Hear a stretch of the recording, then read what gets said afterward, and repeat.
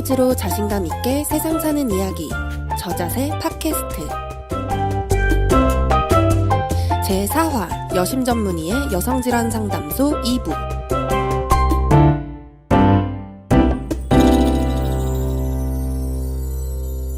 안녕하세요, 메이입니다. 안녕하세요, 금채입니다. 안녕하세요, 키슬입니다. 안녕하세요, 김준영입니다.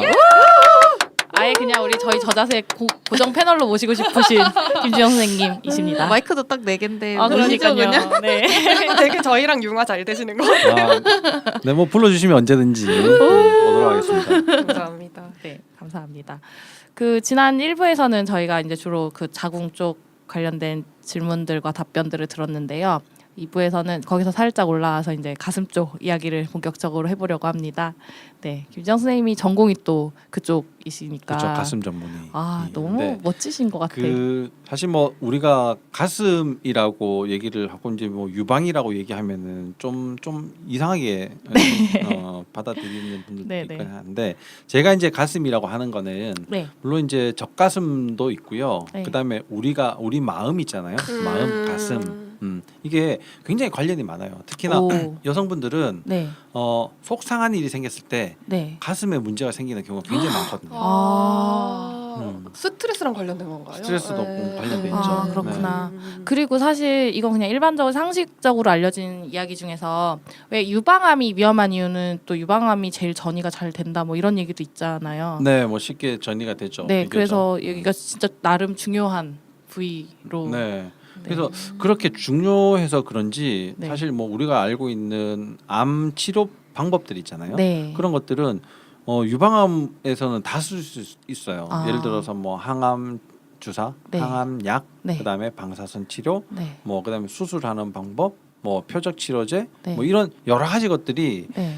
전부 다 어쨌든 유방암에서는 다 사용할 수 있거든요. 그렇구나. 그러니까 그걸 개발하시는 분들도 유방이 굉장히 소중하다고 생각하나 봐요. 다른 연구 다 열일 제쳐놓고 일단 유방을 고쳐야 되겠다. 이런 일념으로 열심히 노력하시는 것 같아요. 약간 다른 질문인데 선생님 그러면은 그 케톤식으로 해서 유방암 치료도 지금 같이 하고 계시나요? 그냥 궁금해서. 권장은 해드리죠. 근데 이걸로 뭐 네. 100% 치료할 수 있다 이런 거 아니고 아까 이제 그 잠깐 말씀드린 것처럼 네. 그 원인이 한 가지만 아니거든요. 특히나 암은 굉장히 복잡한 여러 가지 원인들이 얽혀 있어요. 그러니까 그걸 하나하나 풀어내는 것 중에 가장 기본이 저탄고지식이 돼야지 되는 거죠. 그럼 저탄고지식을 하려면 어쩔 수 없이 케톤 수치가 중요하게 되는 거고요. 케톤 수치가 우리가 보통 이제 4 이상이 되면은 암 치료 효과가 있다고 얘기하는데 네. 보통 1 이상만 된다 하더라도 뭐 충분히 그런 효과는 볼 수 있다라고 이제 얘기를 하죠. 그렇구나. 그걸 전적으로 다 하시기보다는 이제 보조적으로 이렇게 식단처럼 쓰시는 그렇죠. 거네요. 기본 먹고 살아야 되니까 먹고 살 거면 어차피 살기 위해서 먹는 거면 이렇게 먹는 게 더 낫다 이렇게 얘기를 하는 거죠. 네, 그렇습니다. 그러면 본격적으로 질문을 하나 드려볼게요. 이거는 많은 여성분들이 되게 많이 생리 전에 당연히 느끼시는 가슴 통증에 대한 질문인데요. 이 유방 통증의 원인이 여러 가지가 있는데 그 중에서 이제 저희 이 저탄고지 식단을 하시는 분들한테는 조금 이렇게 신경이 쓰이는 파트가 있어요. 근데 네. 우선 간단하게 읽어드리면 커피와 같은 카페인의 과다 섭취, 과도한 음주, 흡연, 뭐 니코틴이고 만성 피로, 생리불순, 피임약에 의한 호르몬 불균형, 고기의 과다 섭취, 비만, 갑상선 질환 등등등을 이 가슴 통증의 원인으로 꼽는데 이제 이 식단을 하시는 분들이 걸리는 부분이 이제 고기의 과다 섭취라는 부분이 아무래도 네. 내가 저탄고지를 하고 나서 갑자기 예전보다 유방 통증이 더 심해졌는데 네. 고기를 너무 많이 먹어서 그런가라는 질문을 하시는 분들이 계시더라고요. 네. 물론 이제 이거 지금 원인을 말씀하신 거는 네. 그 예전에 1900 뭐 한 80년 90년 이럴 때 정리된 것들일 옛날에. 거예요. 네. 아마도 그때는 포화지방을 먹으면 문제들이 여러 가지 더 생길 수 있다라는 얘기 때문에 사실 뭐 고기를 못 먹도록 했죠. 그리고 네. 고기 다 사실 뭐 먹을 때 전부 다 비계 다 떼내고 먹고. 아, 맞아요. 그죠? 삼겹살 네, 비계 어떤 떼고 사람, 먹기. 고기만 먹고 네, 맞아요. 어떤 사람은 살 안 찌려고 한다면서 고기 다 건져내고 먹고 막 이러잖아요. 네. 그랬던 시절에 이제 그 아. 원인들을 지금 적어놓은 거기 때문에 그런데 그게 아닌다 하더라도 사실 고기는 또 조금 주의를 하긴 해야지 돼요. 네. 이게 단백질 너무 많이 들어오면 소화시키기가 어려운 사람들은 소화를 능력이 좀 떨어지는 사람들은 그 단백질이 장에 남아서 여러 가지 쓰레기들을 많이 이제 만들어내게 되거든요. 전 시간에 말씀해 주셨던 그렇죠. 그런 내용. 그러면 이제 나쁜 균들이 많이 자라게 될 거고 나쁜 균들이 장 세포를 이제 계속 상처를 주게 될 거고 상처가 주면서 잘 낫지 않은 상황이 되면 장 누수가 이제 되는 거거든요. 그러니까 이게 이제 계속 악순환이 될 가능성이 있다. 제일 첫 번째가 그렇고 두 번째는 이제 사육하는 환경들 때문에 문제들이 많이 생겨요. 고기가 문제가 되는 이유가 고기가 그렇죠. 자라나는 환경 때문에. 네, 자라나는 환경. 그러니까 우리도 뭐 요즘에는 뭐 동물 복지다 뭐 얘기를 하긴 하지만 그래도 일반적으로는 진짜 닭장 속에 진짜 닭을 넣어가지고 키우고 그죠? 네. 뭐 한 우리 안에 뭐 수십 마리 돼지를 넣어가지고 맞아요. 키우고 빠악하게 넣어가지고 그렇죠. 움직이지도 못하게. 네, 네. 그런 식으로 이제 키우게 되는데 사실 뭐 가축우리가 우리가 살고 있는 집 안방보다 깨끗하지 않잖아요. 그쵸. 그러니까 네. 그런 지저분한 환경에서 살려면 어쩔 수 없이 약들을 쓸 수밖에 항생제 없어요. 같은 것도. 네, 항생제 써야지 되고 그다음에 뭐 이렇게 좀 빨리 자라게 하려면 성장 맞아요. 호르몬 이런 것도 이제 써야지 되고 뚱뚱하게 하려면 곡물을 곡물 계속 많이 먹여야지 먹이고. 되고 뭐 이런 이제 상황들이 자꾸 이제 되다 보니까 이미 고기에서 가지고 있는 그런 뭐 항생제 물질이라든지 환경 호르몬 물질 그리고 곡물을 먹고 자라면서 생기는 오메가 6 네. 이런 이제 염증을 일으킬 수 있는 여러 가지 문제들을 우리가 같이 먹게 되는 거죠. 그 고기를 먹으면서. 네. 그러니까 이제 또 문제가 생길 수 있어요.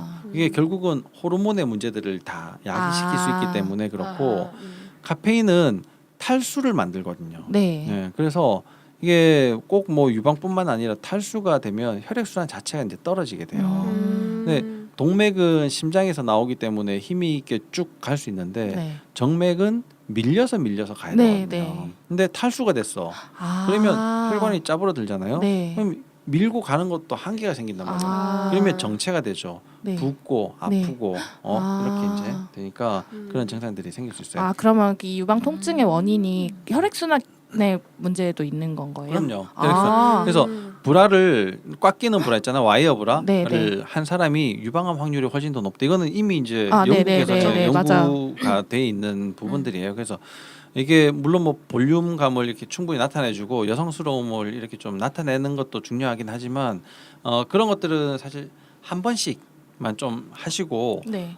나머지는 좀 건강을 위해서 좀 뭐 자연스러운 모양을 가지고 있도록 맞아. 하시는 게 좀 그 좋죠. 잘 너무 꽉 때는 찌지 하지 않도록. 말고 자고 뭐. 전 그렇죠. 집에서는 무조건 풀고 있어요. 네, 네, 그러다고 그리고 하더라고요. 뭐 와이어 없는 걸 네. 하시면 좀 더 좋고 그쵸. 심리스라고 해가지고 요즘 네. 그 이거 선 아무것도 없이 캔만 봉제도- 있는 거. 캔만 있는 그런 거 편하게 엄청 편하더라고요. 그렇죠. 뭐 그런 그런 종류로. 것들 네. 사용하시는 게 일단은 좋죠. 오. 그 유방 질환이 왜 생기느냐를 보면요. 네. 뭐 유방, 난소, 자궁은 똑같은 뭐 사촌지간이에요 서로. 그러니까 똑같은 호르몬의 영향을 받기 때문에 그렇거든요. 그게 네. 이제 에스트로겐이라는 호르몬, 그 다음에 프로게스테론이라는 호르몬의 영향을 받기 때문에 둘이 이제 전부 다 사촌지간이다. 네. 세 가지 유방, 그 다음에 자궁, 난소는. 근데 특히나 유방도 이제 그런 측면에서 본다면 에스트로겐의 영향을 굉장히 많이 받거든요.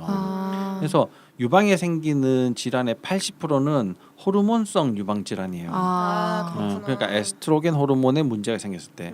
근데 에스트로겐에 문제가 생겼을 때 아까 말씀을 여러 가지 드렸었잖아요. 내 몸에 만들어지는 것도 문제고 네. 장에서 다시 쓰레기 호르몬이 흡수가 되는 네. 것도 문제고 환경 호르몬이 생기는 것도 문제고 인슐린 저항성 때문에 호르몬이 문제가 생기는 거 네. 그다음에 남성 호르몬이 많아지고 뭐 이런 인슐린 저항성 때문에 생기는 거 또 스트레스 호르몬 때문에 거기에 다 뺏겼기 때문에 성호르몬이 안 만들어져서 생기는 문제들. 그래서 여러 가지 이제 그런 호르몬들이 결국은 종착점은 에스트로겐이지만 이 에스트로겐에 문제가 생기기 전까지 여러 원인들이 있는 거거든요. 그게 유방 질환의 80% 정도를 차지해요.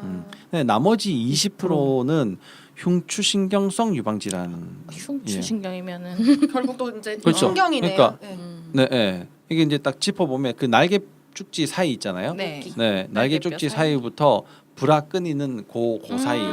네. 목 아래부터 네. 요만큼. 네. 그 사이가 가슴이 있는 그 네, 레벨이에요. 네. 네. 거기에 이제 문제들이 생기면 가슴에 문제가 생기죠. 이럴 때 호르몬의 문제들이 있으면 보통 주기적이고 양측성일 가능성이 많아요. 양측성이라는 게. 그러니까 양쪽 가슴이 아. 같이 아플 가능성. 아, 네. 네네. 근데 이게 흉추신경성 유방 질환은 비주기적이고 일측성, 그러니까 한쪽만 아플 가능성이 막 있어요. 휘거나 이래서 그런 건가요? 휘는 것도 있고. 네. 아 물론 뭐 그러니까 신경이 눌리고 생리 전에 또, 통증이 한쪽만 너무 심하다 그러면은 이 뒤에 척추에 문제가 있을 확률이 척추에 높은 문제가 거네요. 있죠. 제가 와. 아프진 않은데 생리하기 전에 오른쪽 가슴 너무 가려워요. 가려워요. 네, 그런 가려워요. 증상 아까 이제 한쪽만. 예민해지는 네, 거잖아요. 네. 네. 아. 그러니까 저는 왼쪽은 안 그래요. 꼭 오른쪽만 가려워요. 그러면 네. 키슬린 같은 경우가 그쵸. 그렇죠. 그 흉측성, 오. 네, 흉추신경성 흉추신경성 유방 질환이 있을 가능성이 이제 좀 높은 거죠. 근데 아까 우리가 이제 눈에 계속 얘기하지만 흉추에 문제가 생긴다. 그러니까 허리 요추에 문제가 생긴다. 뭐 이런 것들이 어디에서 시작한다 했어요? 목이요, 목. 목에서부터 네, 시작하는 거예요. 목에서. 저 허리 네. 디스크 심하게 있거든요. 그 허리 관련이 허리 있는. 디스크도 관련이 있죠. 네. 당연히. 네. 네. 그러니까 우리가 위에서 밑으로 전해지는 힘도 있지만 밑에서 올라오는 힘도 있어요. 왜냐하면 우리가 땅을 밟고 다니잖아요. 네. 아, 쿵 충격. 하면 네. 밑에서 위로 올라오게 되잖아요. 네. 그죠? 그리고 골반이 그런 것들 때문에 틀어진단 말이에요. 네. 우리가 앉아 있는 자세 때문에도 그렇긴 하지만 틀어지면 여기에서 균형을 못 맞추기 때문에 이 힘의 전달이 잘 안 돼요. 그게 어디에서 딱 걸리냐면 흉추에서 딱 아. 걸릴 가능성이 매우 높아요. 여기가 특히나 현대인들은 그래서 음. 유방 질환이 줄어들지 않는 거예요. 아. 근데 이 흉추가 아까 목에서부터 시작된다 그랬잖아요. 네. 우리나라가 IT 강국이잖아요. 아, 목의 문제들이 엄청 많단 말이에요. 그렇죠. 그러면 어떤 문제랑 관련돼 있을 것 같아요? 목의 문제요? 거북목? 흉추신경성 유방 질환이잖아요. 아, 네네네. 갑상선도 똑같아요. 그렇구나. 소름. 목에 문제가 있다.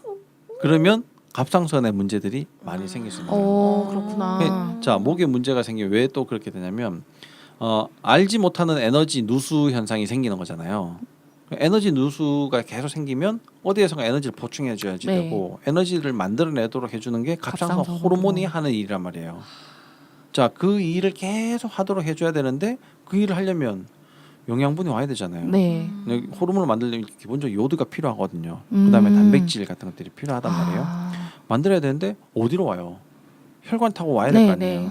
근데 목배 이상해. 아. 그럼 혈액순환 안 돼. 아, 또 문제가 생기는 거예요. 그렇구나. 거기에 빈틈이 생긴 곳에 이상한 것들이 자라게 되는 게 암이에요. 암은 산소가 없는 곳에서 자라거든요. 무서워. 네. 근데 산소가 없는 곳이 혈관이 결국은 제대로 못 가는 곳이 그렇게 되는 거예요. 네, 네. 또 두 번째는 뭐 아. 혈관 다 있다 하더라도 빈혈이면 그게 안 되는 거죠. 아, 근데 빈혈은 철분이 있어야지만 반드시 교정할 수 있거든요. 또 빈혈이 아니라 하더라도 철분이 부족한 사람들이 있어요. 예를 들면 이런 거예요. 전화는 다 돼요. 근데 네. 누구는 폴더폰이고 누구는 스마트폰이야. 네. 할 수 있는 게 완전히 다르잖아요. 네, 네, 네. 빈혈 아닌데 그러니까 다 수치는 네, 네. 정상인데 네. 그 기능을 못 할 수 있어요. 철분이 부족하다면. 아. 네, 네. 무슨 얘기인지 알겠죠? 네, 네. 그래서 이제 철분이 부족한가 아닌가를 이제 잘 봐야 되는데 철분이 부족해지는 경우는 또 내가 안 먹었을 때 네. 그러니까 어떤 경우 난 채식주의자예요. 아, 이런 맞아요. 사람, 빨간 고기 안 먹는 사람들 맞아요. 네. 그런 사람들은 이제 문제가 되겠죠. 두 번째는 흡수가 안 될 경우에 장이 안 좋으면 기승전장. 미네랄이 흡수가 안 돼요. 아 근데 이 얘기는 우리 영양제 할 때도 철분제를 맞아요. 장이 안 좋은 상태 철분제 먹는 거 맞아. 막그 그렇죠. 막, 했었잖아요. 네. 나 변비 생겼어요. 철분약 먹고 변비 생겼어요. 이런 사람은 원래 장이 안 좋은 사람이에요. 사람. 네, 네. 그러니까 아. 네, 철분제가 저랑 안 맞고 뭐 철분제 뭐 잘못 만들고 이런 게 아니라 기본적으로 장이 안 좋다. 아, 그렇구나. 이렇게 보면 됩니다. 기승전장 했으니까 네. 그 호르몬이랑 관련해서 제가 책에서 읽은 건데 그 피임약이요. 네. 장에 그렇게 안 좋다던데 네. 그 어떤 원리인지. 그러니까 피임약 자체가 이제 뭐 물론 장에 안 좋을 가능성도 있긴 하지만 피임약을 먹는 상황 자체도 사실 좀 생각을 해봐야지 되겠죠. 물론 피임 때문에 단순히 피임 때문에 이제 먹는 경우들도 있겠지만 그런 것들이 이제 장기적으로 계속 되잖아요. 그러면 이런 약이 이제 노출되는 그런 상황들이 내 몸을 자꾸 이제 상하게 하는 거예요. 자, 어떻게 이제 상하게 하냐면 약을 먹어서 조절을 하려면요. 일단 흡수가 돼야 되잖아요. 네. 근데 100% 흡수는 안 돼요. 아, 일부 예. 손실률을 고려해야 되겠죠. 아, 그러니까 엄청 많이 고농도로. 만들어야 돼요. 아, 고농도로. 자, 그래서 일부 흡수가 됐어요. 아까 99%는 전부 다 간을 통해서 간다 했잖아요. 네. 간에서 엄청 1차적으로 또 없어져야 돼. 음. 근데 사람마다 어느 정도 없어지는지 또 다 달라요. 아, 그렇게 해서 호르몬이 들어가는 거예요. 우리 몸에 일정 수준에 필요한 양만큼만 호르몬이 있으면 되는데 어떤 사람은 대사가 너무 안 돼서 많은 양이 될 수도 있는 거고 어떤 사람은 흡수가 너무 많이 돼가지고 이상하게 될 수도 있어요. 그 반대도 될 수가 있겠죠, 그죠? 근데 호르몬은 하나만으로 움직이는 건 아니에요. 예를 들어서 에스트로겐에 문제가 생기면 연쇄적으로 갑상선 호르몬에도 문제가 생길 수 있고 이 그 전에 이미 스트레스 호르몬에도 문제가 생길 수 있고 이런 문제가 생기면 다시 뭐 유즙 분비 호르몬에 문제가 생기거나 성장 호르몬에 문제가 생기거나 다 타고 계속 이렇게 영향을 주게 되거든요. 그러면 내가 진짜 생리를 안 하기 위해 가지고 이게 프로게스테론이랑 에스트로겐 그 복합제 이런 것들 이제 좀 네. 많이 먹게 되는 피임제로 네. 뭐 날짜에 맞춰가지고 이제 그렇게 먹게 되는 건데요. 이렇게 이제 먹게 되면서 내 호르몬의 언밸런스가 오잖아요. 네, 물론 네. 에스트로겐, 프로게스테론의 언밸런스지만 이게 다른 호르몬들의 언밸런스도 만들어낸단 말이에요. 그러면 성장하고 회복하는 것도 방해를 받는 받게 거고. 돼요. 그러니까 아. 장세포는 예를 들어 3일에 한 번씩 계속 바뀌어야지 되는데 네. 그런 환경이 조성이 잘 안 되는 거예요. 음. 그럼 이제 문제가 생기게 되는 거잖아요. 그런 네. 원리구나. 무서운 이제 호르몬.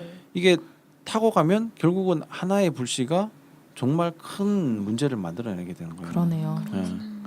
이제 그러면 막 성호르몬 이런 얘기 나와서 궁금한 게 이제 저희 어머니가 한 1년 정도 전에 이제 갱년기를 맞이하셨는데 그 갱년기 할 때도 뭔가 저탄고지식을 하고 있으면 좀 이렇게 좀 뭐랄까 자연스럽게 이렇게 좀 겪을 수가 있나요? 그럼요. 넘어갈 수 훨씬 자연스럽게 겪을 수 있죠. 어.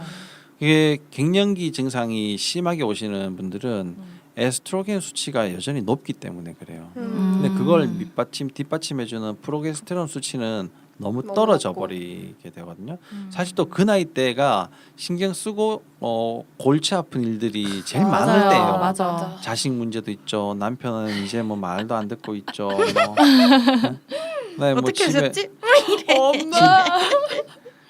지금 이제 뭐 돈 문제도 걸려 있을 거고 이제 시댁에 이제 여러 가지 이제 뭐 상황 뭐 이런 여러 가지 그런 맞아요. 문제들이 엄청 많이 걸려 있는 나이대예요. 그러네. 예. 그러면 스트레스 계속 받잖아요. 네. 그럼 그 스트레스 호르몬 콜티졸은 어디에서 온다 했어요? 프로게스테론? 프로게스테론에서 네. 오거든요. 그럼 프로게스테론은 아, 그럼 계속 성호르몬도 없어지겠네요. 그렇죠. 계속 아. 없어지죠. 완전 바닥이게 돼. 완전 바닥이죠.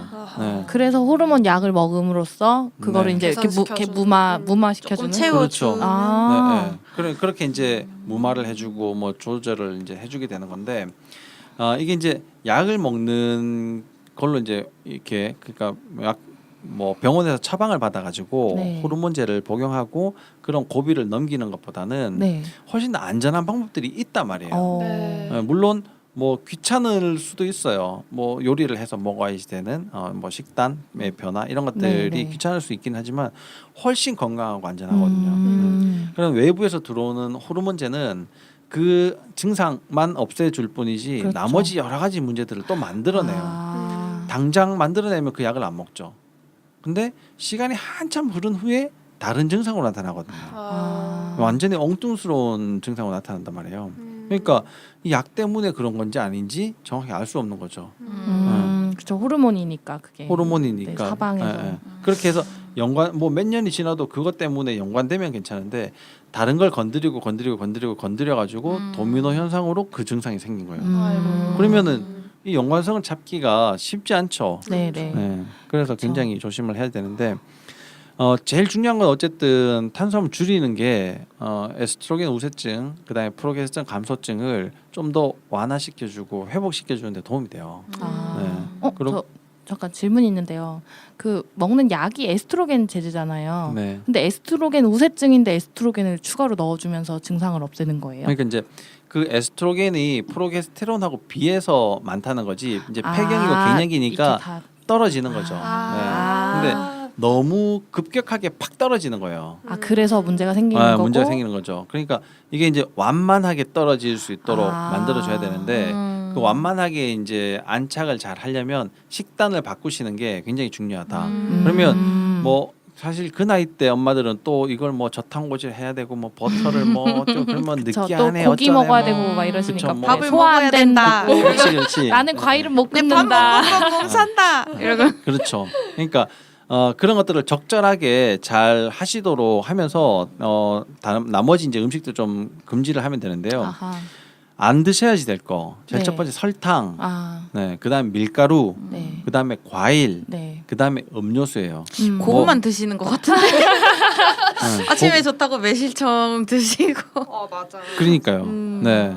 이제 그런 것들을 적절하게 다른 걸 좀 바꿔주시면 좋은데 사실 매실청에 들어있는 그 설탕 있잖아요. 그걸 설탕으로 네네. 다 만들긴 네네. 하지만 우리가 이제 항상 시소로 좀 봐야 되거든요. 아, 장단점, 네. 이점 같은 것들을 시소로 본다면 뭐 그 정도 양을 그렇게 먹는 거는 사실 나쁘지 않다라고 아. 보시면 돼요. 그럼요. 그만큼 설탕을 먹는 것보다는 그러니까 설탕을 우리가 먹지 말라고 하는 거는 다른 음식이 엄청 많이 들어가거든요. 그때야 내가 그걸 먹을 필요가 없을 정도로 여러 다른 곳에서 나도 모르게 먹는 그 설탕들의 그렇죠. 양. 예를 들면 이런 거죠. 제육볶음을 했어. 거기에 설탕이 꼭 들어가야 돼요? 원래는 안 들어가는데 모두가 넣고 있죠. 넣죠. 지금. 그러니까요. 그러니까 그런 그런 식으로. 식으로 먹는 설탕은 피해야 된다. 근데 매실청이라고 하는 그 거기에 들어있는 설탕은 그 안에 들어있는 성분들을 뽑아내기 위해 가지고 어쩔 수 없이 넣은 거잖아요. 네. 그리고 설탕이 천연 방부제 역할도 해요. 네. 네, 그러니까 이제 그 안에 들어가 있는 건데 그 한 잔을 먹는다 해가지고 얼마나 많은 양의 설탕을 먹느냐. 제육볶음에 들어있는 설탕 먹는 것보다 훨씬 적어요. 아. 근데 좋은 이점들이 훨씬 더 많단 말이에요. 매실에서 주는 엑기스가 주는 여러 가지 효과. 그러니까 그 정도는 부담 없이 드셔도 돼요. 뭐 정말 하나하나 다 따져가지고 뭐 이게 설탕이니까 나쁘다 이런 거는 사실 좀 아닌 것 같고. 그러니까 과일이라서 다 좋은 줄 알았는데 나쁘다라는 걸 지금 이제 알아가고 있잖아요. 네. 그러면 아니 식사하고 나서 그럼 입가심으로 그럼 뭐 과일을 좀 먹고 싶은데 네. 그것도 먹지 말아야 되냐? 아, 그런 건 그런 거는 아니고 괜찮고. 예. 과일을 한 끼로 때우는 사람들이 있어요. 맞아요. 예. 그런 게 나쁘다는 거예요. 실컷 밥 실컷 먹었는데 그 다음에 또 과일도 실컷 먹는 사람들 이런 게 나쁘다는 거예요. 예. 겨울이 돼서 귤을 한 박스 샀는데 며칠 만에 다 먹어버린다. 앉은 자리에서 다 까드는 그렇죠. 이런 게 문제라는 거예요. 이런 게. 그냥 네, 네. 후식으로 가볍게 조금씩 먹는 그런 그렇죠. 것까지 뭐라고 하는 건 아니고. 그럼요. 이게 네. 그러면 가족들이 다 앉아가지고 이제 상을 물리고 그죠? 사과를 하나 깎아가지고 한두 조각씩 먹는 네네. 과일이야 좋죠. 얼마나 좋아요. 그런 걸 이제 하지 말라는 건 아니에요. 음료는 과당 때문인가요? 네, 과당 때문에. 네네. 그래서 음료수는 가능한 한 피하는 게 좋아요. 그러니까 뭐 조금 뭐 손님 대접한다고 뭐 이렇게 받는 거야 뭐 우리가 뭐 거절은 못 하겠지만 가능하면 안 먹는 게 제일 좋죠. 그리고 사실 뭐 술도 있긴 한데 술을 매일 음식처럼 그렇게 먹진 않잖아요. 물론 뭐 매일 드시는 분들도 있긴 하겠지만 술이 장을 이렇게 나쁘게 만드는데 굉장히 중요하게 작용하거든요. 그렇죠, 알코올이 알코올이니까. 특히나 알코올을 자꾸 섭취하시는 분들은 장 곰팡이들이 많이 생겨요. 맞아요. 저 곰팡이 있다고 나왔어요 검사에서. 술 너무 좋아하거든요. 술 좋아하는 사람이 이렇게 얼굴이 또 이렇게 깨끗하고 예쁘면은 사실 참 이거는 좀 배신감. 이상한 거 아니에요? 세상 불공평해. 아니 그러니까 이거 뭐 술 끊으라고 얘기할 수도 없고 참나. 네. 계속 질문 이어 나가 보겠습니다. 저희 좀 전에 갱년기 얘기 나와서 이어서 드리는 질문인데 이제 이거는 어떻게 보면 약간 생화학적인 질문일 수도 있는데 케톤체 자체가 산성을 띠고 있잖아요. 그리고 이제 우리 몸에서는 케톤체 혈액을 타고 돌아다니는데 혈액의 pH를 맞추기 위해서 그 단백질, 그다음에 HCO3, PO4, 이 인산 같은 거를 이제 몸에서 이렇게 끄집어내서 그 혈액의 pH를 맞추는데 이게 이제 갱년기 여성 같은 경우는 골다공증 위험이 많은데 이 케톤식을 하게 되면은 그 추가적으로 또 골다공증 위험이 더 높아지는 거 아니냐 이런 질문이 있더라고요. 이 부분에 대해서는 어떻게 생각하시는지요? 어렵다. 그렇죠. 조금 어렵죠. 네. 되게 좀 어려운 얘기인데 네네. 이게 이제 산성, 알칼리 이런 것들을 맞추는 거는요. 네. 우리 몸에서 굉장히 철저하게 잘해요. 네. 그러니까 산성이 생기면 물론 단백질이 음전할 때이기 때문에 또 네네. 이제 그런 중화를 시킬 수 있기 때문에 사용되기도 하지만 사실 버려요. 소변으로. 케톤을요? 그러니까 산성, 케톤도 버리죠.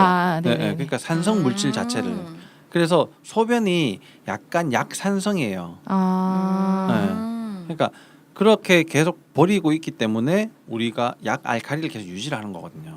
그리고 호흡으로도 우리가 이제 그걸 맞출 수가 있어요. 저 그래서 이산화탄소. 호흡 때문에 저 음주단속 걸린 적 있어요. 술 맞다. 안 마셨는데 네. 케톤 수치가 한창 높을 그럴 때였거든요. 수도 그때 이제 있죠. 호흡으로 네. 나오니까 네. 그것 네. 때문에 음주단속에 걸렸어요. 그럴 수도 네, 있어요. 네. 그러니까 우리가 이제 여러 가지 방법으로 맞출 수 있기 때문에 네. 사실 뭐 이런 산염기 그런 중화 이런 문제 때문에 골다공증 네. 하고 관련이 이제 되기는 사실 뭐 케톤 때문에 뭐 골다공증이 더 심화된다 이렇게 얘기는 사실 좀 어렵다 이렇게 보시면 되고요.